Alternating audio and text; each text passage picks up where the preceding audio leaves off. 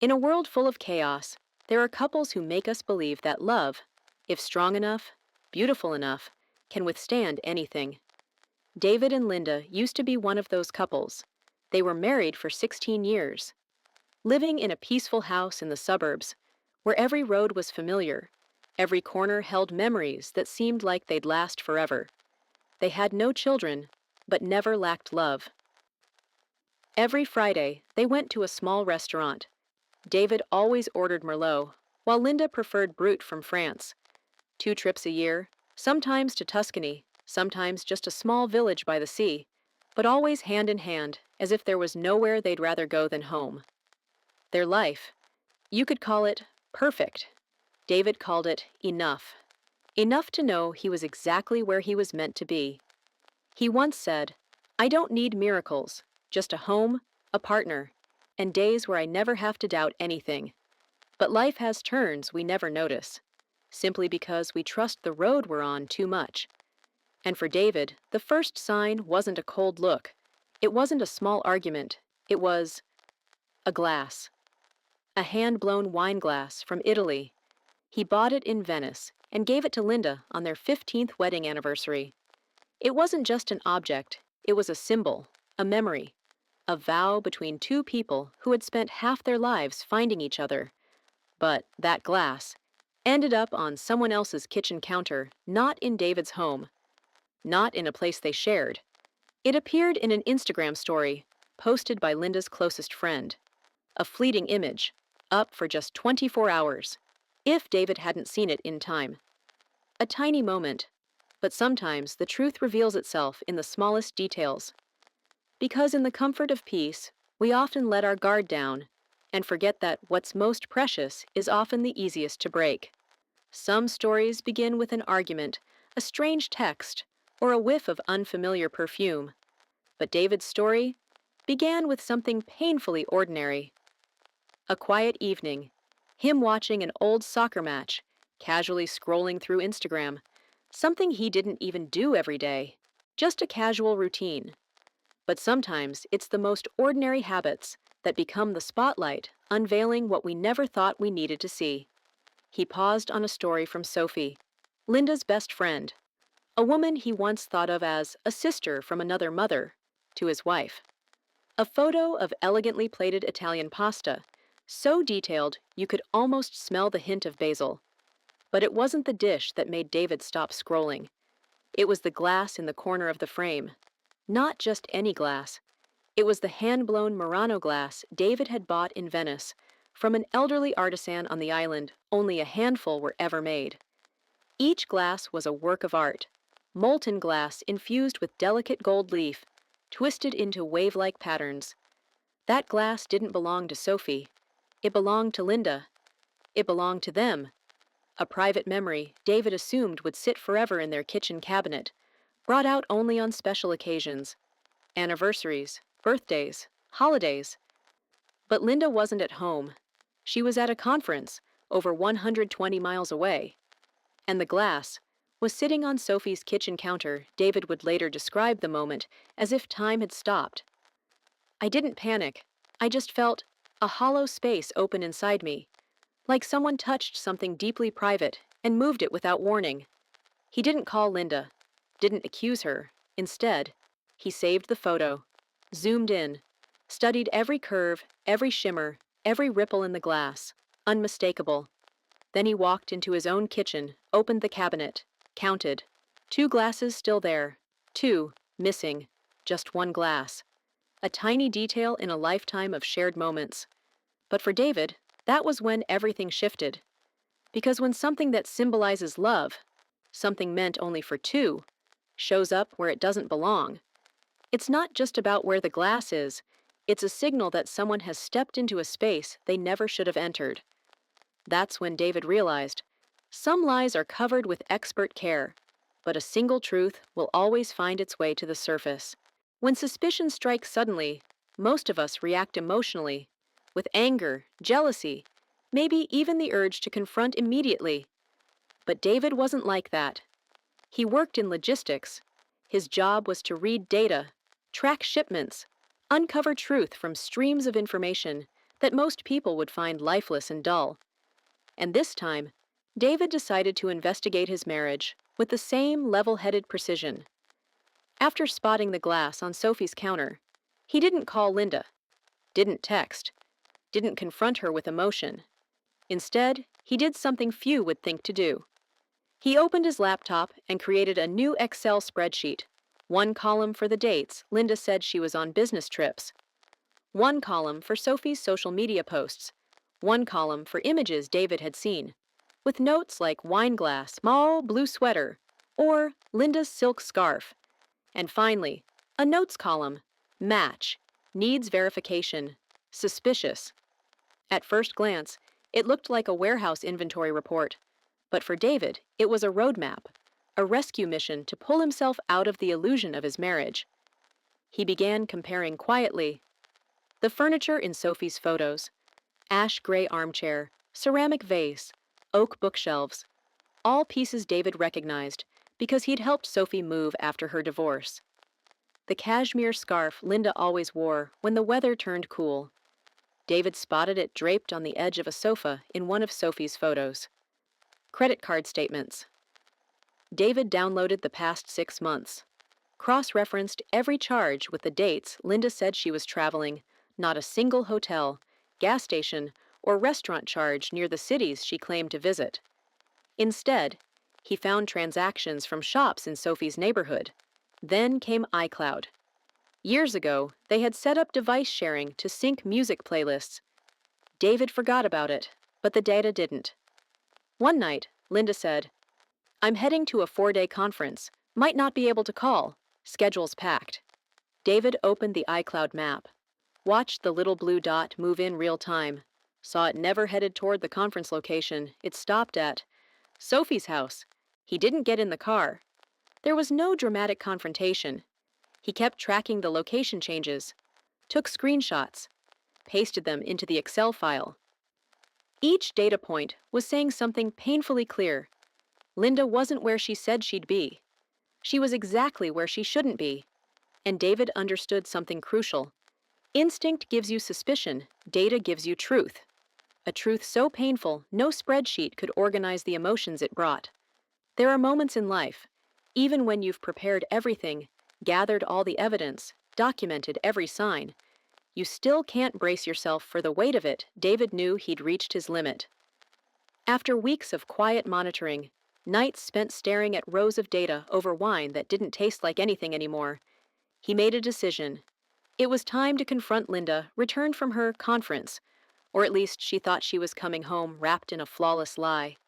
Still carrying the same old travel bag, still armed with stories full of detail, leadership training materials, new coworker from Chicago, networking dinner at the hotel. David sat down.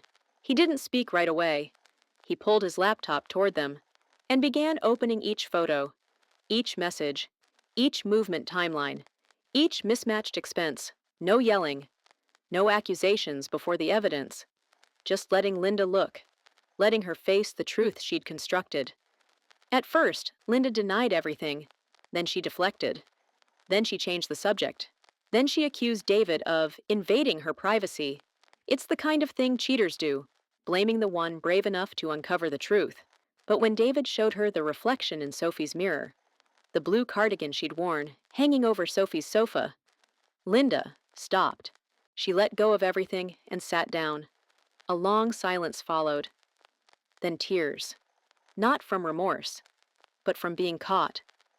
David said he'd never seen her look so small, because when lies are exposed under the light, they have a way of making people shrink into the darkest version of themselves.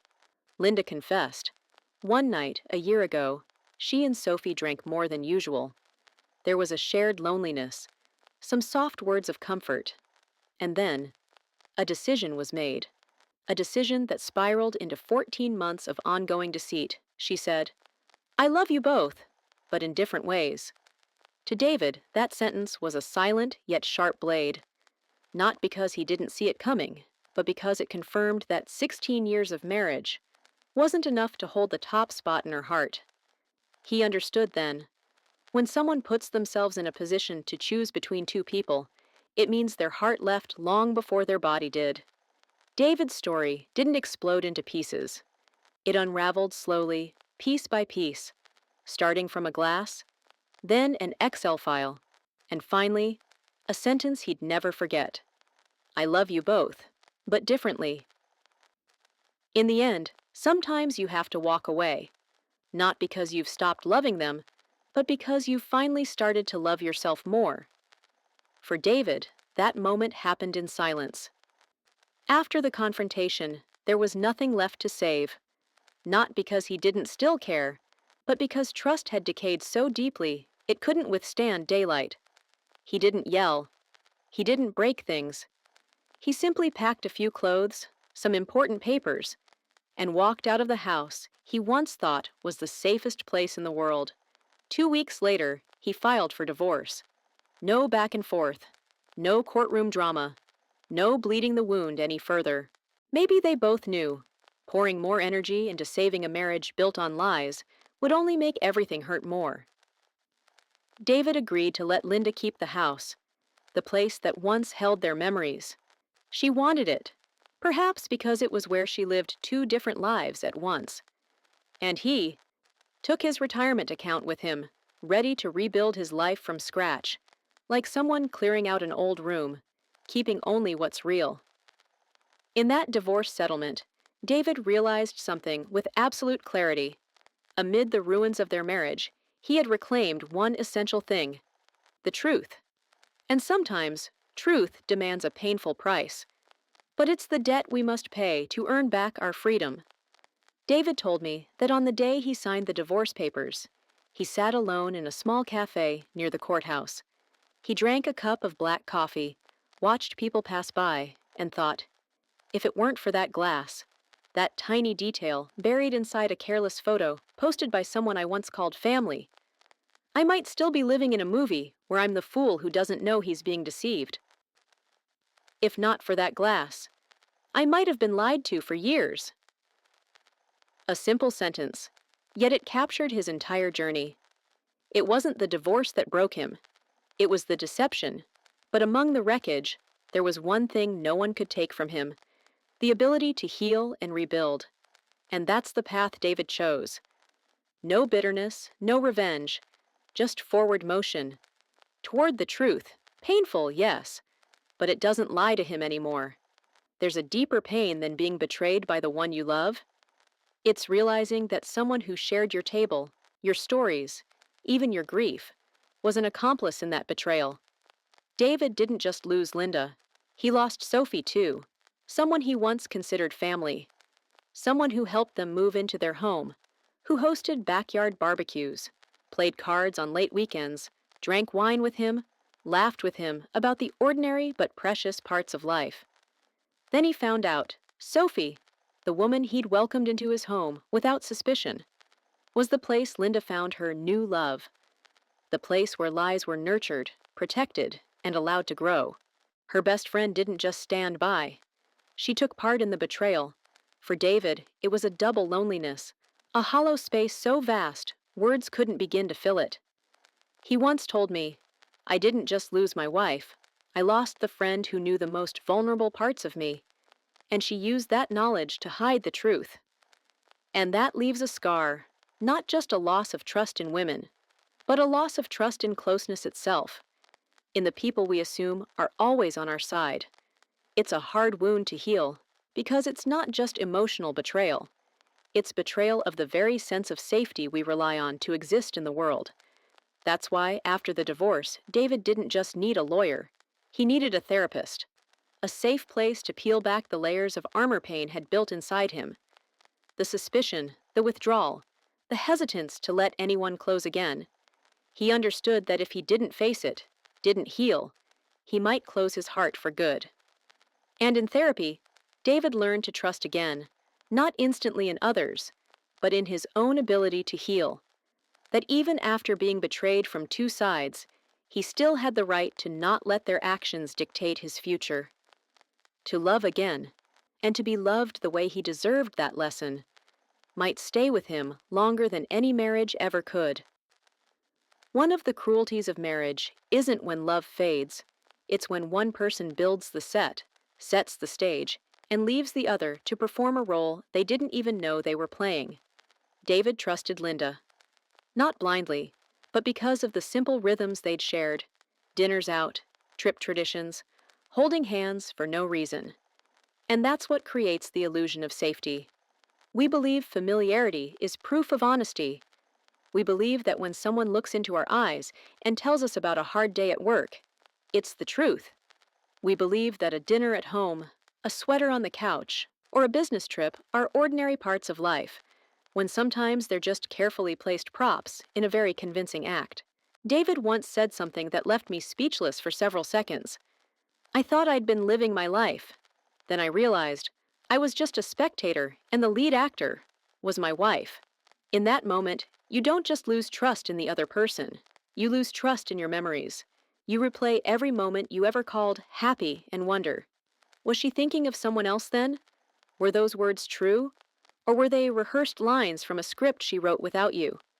When someone chooses to lie, everything that comes after gets pulled into its gravity, not because I didn't want to hurt you, but because the lie becomes the foundation, and everything built on it eventually collapses.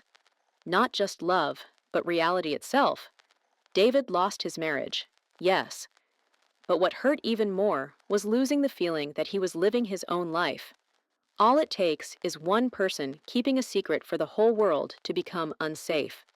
You don't need a storm to bring down a house, just a crack, and a wine glass that shows up in the wrong place at the right time. And from that, David learned, marriage doesn't always fall apart because the love is gone. It falls apart when two people stop living inside the same truth.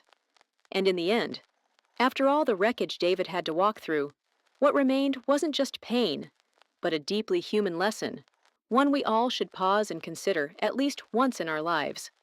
For men, David is not an isolated case. How many men believe that suspicion equals weakness? That if you love, you should trust, even when every sign is screaming, something's wrong.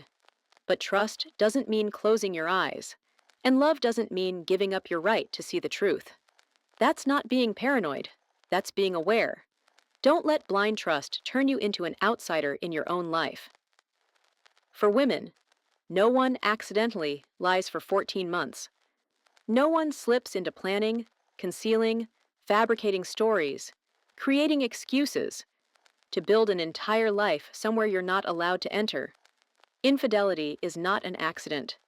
It's a series of choices. And those choices aren't just a betrayal of the person beside you. They're a betrayal of the better part of yourself.